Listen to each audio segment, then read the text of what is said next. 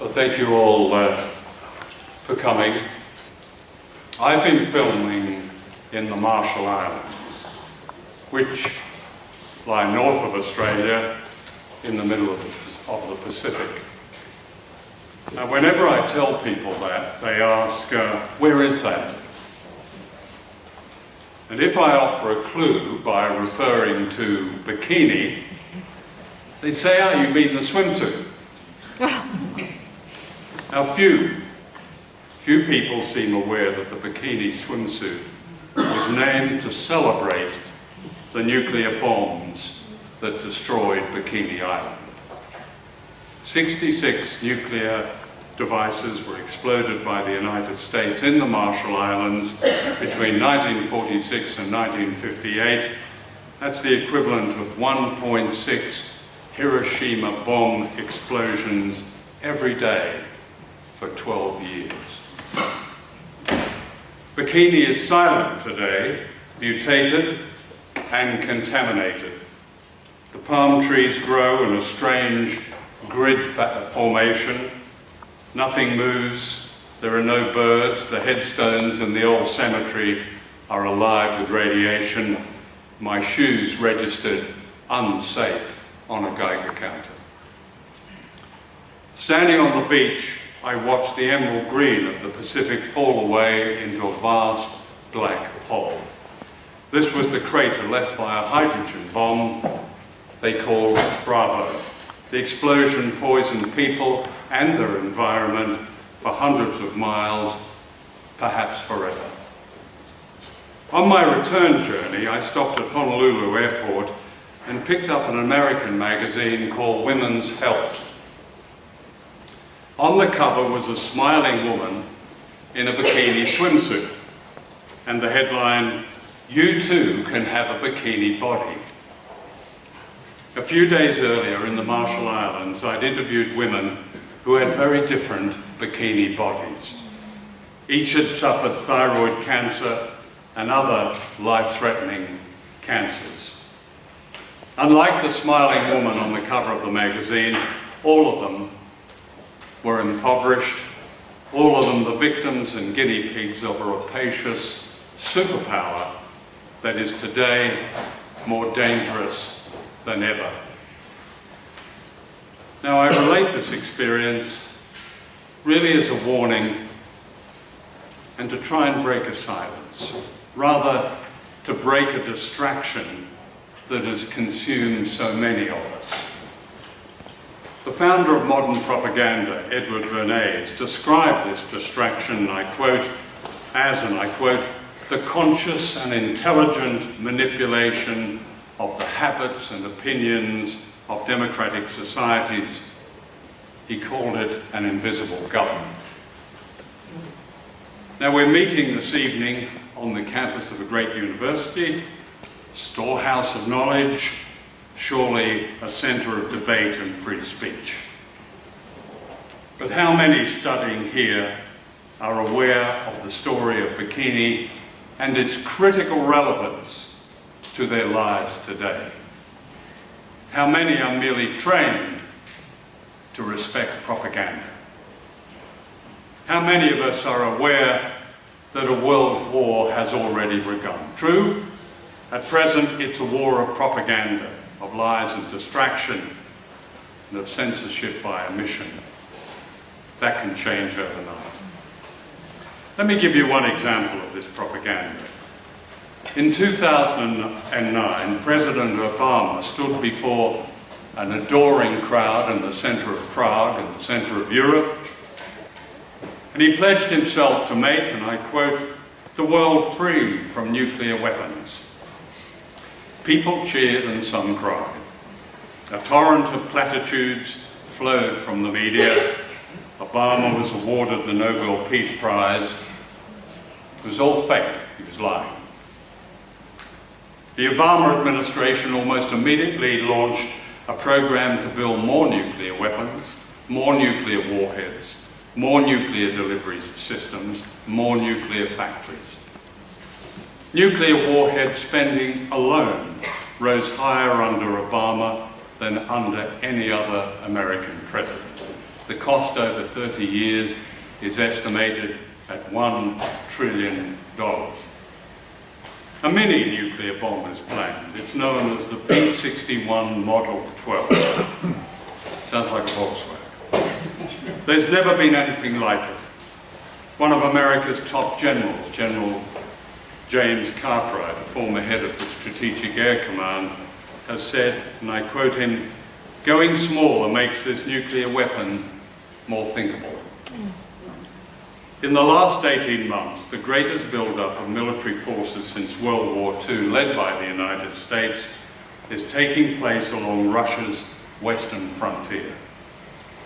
Not since Hitler invaded the Soviet Union have foreign troops presented such a demonstrable threat to Russia. Ukraine, once part of the Soviet Union, has become a CIA theme park.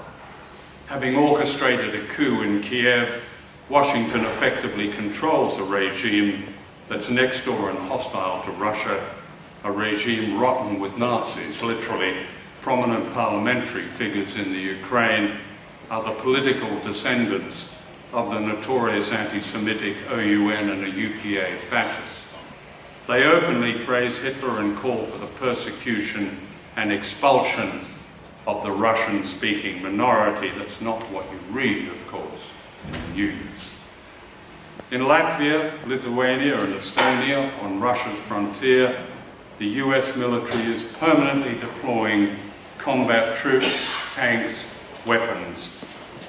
Now, this extreme provocation of the world's second nuclear power, Russia, is met with silence in the West, especially in Australia, the most silent of all, the land of willful ignorance. What makes the prospect of nuclear war even more dangerous is a parallel campaign, propaganda campaign, against China. Seldom a day passes when China is not elevated to the status of a threat. Count the American admirals who fly in with their scare stories about China. Each has given unctuous, uncritical front-page treatment. According to Admiral Harry Harris, the Pacific commander, China is, and I quote, building a great wall of sand in the South China Sea. What he's referring to is China building airstrips in the Spratly Islands, which are the subject of a dispute with the Philippines, a dispute of little consequence until Washington pressured and bribed the government in Manila, and Admiral Harris launched a propaganda campaign called Freedom of Navigation. What does this mean? It means freedom for American warships to patrol and intimidate and dominate the coastal waters of China. Try to imagine the American reaction if Chinese warships did the same off the coast of California. I made a film called The War You Don't See, in which I interviewed distinguished journalists in America and Britain, reporters such as Dan Rather of CBS, Raggy Omar, the BBC, David Rose of The Observer.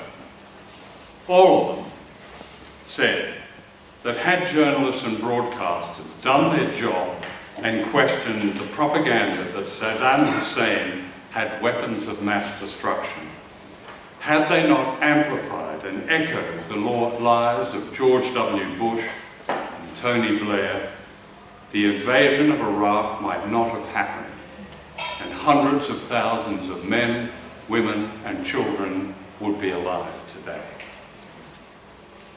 The propaganda laying the ground for a war against Russia and China is no different in principle, but a lot more dangerous. Name a single journalist in Australia, an academic, a politician of any party, who has publicly and vociferously asked why China is building airstrips in the South China Sea. The answer ought to be glaringly obvious. The United States is encircling China with a network of bases, ballistic missiles, battle groups, nuclear-armed bombers. This lethal arc extends from right here in Australia to the islands of the Pacific, the Marianas, the Marshalls and Guam, to the Philippines, Thailand, Okinawa, Korea, and right across Eurasia to Afghanistan and India and Pakistan. Look at the map. America has hung a noose around the neck of China. Australia, in America's pocket, is beckoning war with our greatest trading partner. Incredibly, none of this is news. Censorship by omission, silence by media, then war by media. In 2015, in high secrecy, Washington and Canberra staged the biggest single air-sea military exercise in history, known as Talisman Sabre. Its aim was to rehearse an air-sea battle plan, blocking sea lanes such as the Straits of Malacca and the Lombok Straits that cut off China's access to oil, gas, and other vital materials from the Middle East and Africa. Silence. In the circus known as the American presidential campaign, Donald Trump is being presented as a lunatic, a fascist. He's certainly odious, but he's also a media hate figure, and that alone should arouse our skepticism. Trump's views on migration are grotesque, but no more grotesque than those of David Cameron or Tony Abbott or a couple of serving ministers in the current Turnbull government.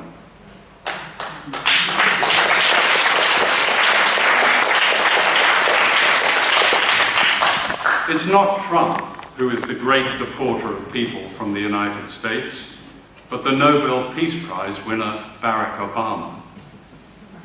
According to one respected liberal commentator, Trump is, and I quote, unleashing the dark forces of violence in America. Unleashing dark forces? Really? Is he kidding? This is the country where toddlers shoot their mothers and the police wage a murderous war against black Americans. This is the country that has attacked and sought to overthrow more than 50 governments, many of them democracies, and bombed from Asia to the Middle East, causing the deaths of untold numbers of people.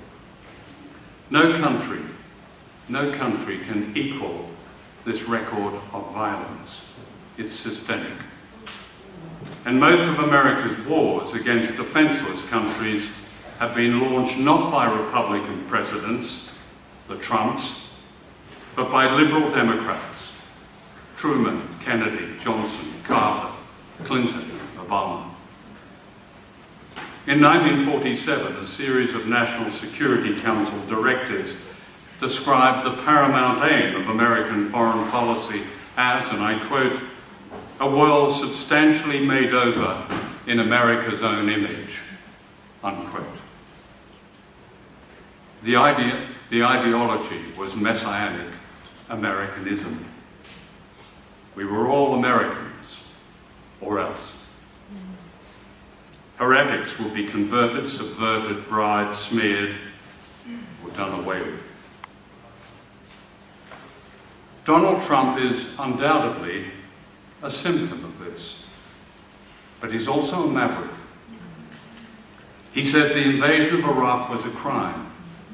He doesn't want to go to war with Russia and China. How ironic. The danger to the rest of humanity is not Trump, in my view, but Hillary Clinton. She is no maverick. She embodies the resilience and violence of a system whose vaunted exceptionalism is a form of fascism with an occasional liberal face. As election day draws near, Clinton will be hailed as the first female president, regardless of her crimes and lies. Just as Barack Obama was lauded as the first black president and liberals swallowed his drivel about hope. And the drool goes on. described by The Guardian columnist Owen Jones as, quote, funny, charming, with a coolness that eludes practically every other politician, unquote, Obama the other day sent drones to slaughter 150 people in Somalia. He kills people frequently, usually on Tuesdays, according to the New York Times, when he's handed a list for death by drone. That's cool. In the last presidential campaign, Hillary Clinton threatened, and I quote, to totally obliterate Iran with nuclear weapons. As Secretary of State under Obama, she approved the overthrow of the democratic government of Honduras. Her almost gleeful destruction of Libya in 2011 qualifies her as a Class A war criminal. When the Libyan leader, Colonel Gaddafi, was publicly sodomized with a knife, a murder made possible by American logistics, Clinton gloated over his death. He came, he saw, he died. One of her closest allies is Madeleine Albright, the former Secretary of State, who has attacked young women for not supporting Clinton. This is the same Madeleine Albright who once celebrated the death of 500,000 Iraqi children as, quote, worth it.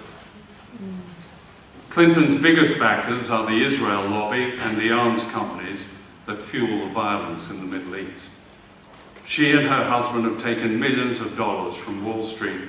She's corrupt and violent, and yet she's about to be ordained the women's candidate to see off the evil Trump, the official demon.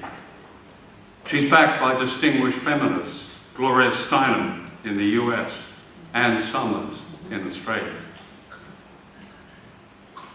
A generation ago, a postmodern cult, now known as identity politics, stopped many intelligent, liberal-minded people examining the causes and individuals they supported, such as the fakery of Obama and Clinton, such as specious progressive movements like Syriza in Greece, which portrayed the people of that country and allied with their enemies.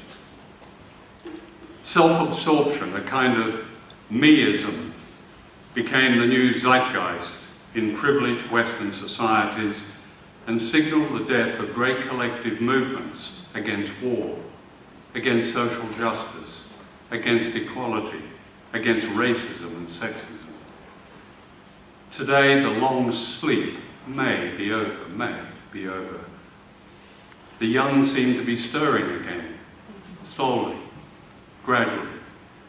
The thousands in Britain who supported Jeremy Corbyn as Labour leader are part of this awakening, as are those who rallied to support Bernie Sanders.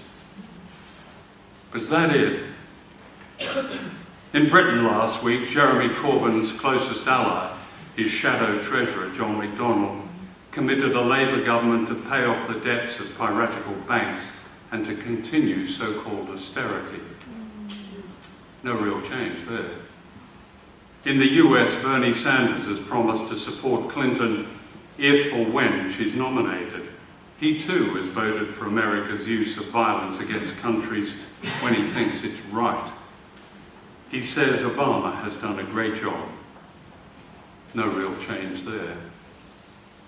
In Australia, we have a kind of mortuary politics in which barren parliamentary games are played out in the media while refugees and Indigenous people are persecuted and inequality grows, along with the danger of war.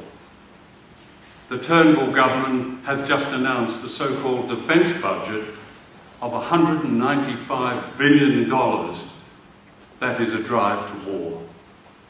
There was no debate, none. Silence. Why? In Australia, as in most Western countries, there's now a permanent government with two main competing factions whose social, economic and foreign policies are almost identical. Elections are now theatrical episodes in which copycat policies are ratified.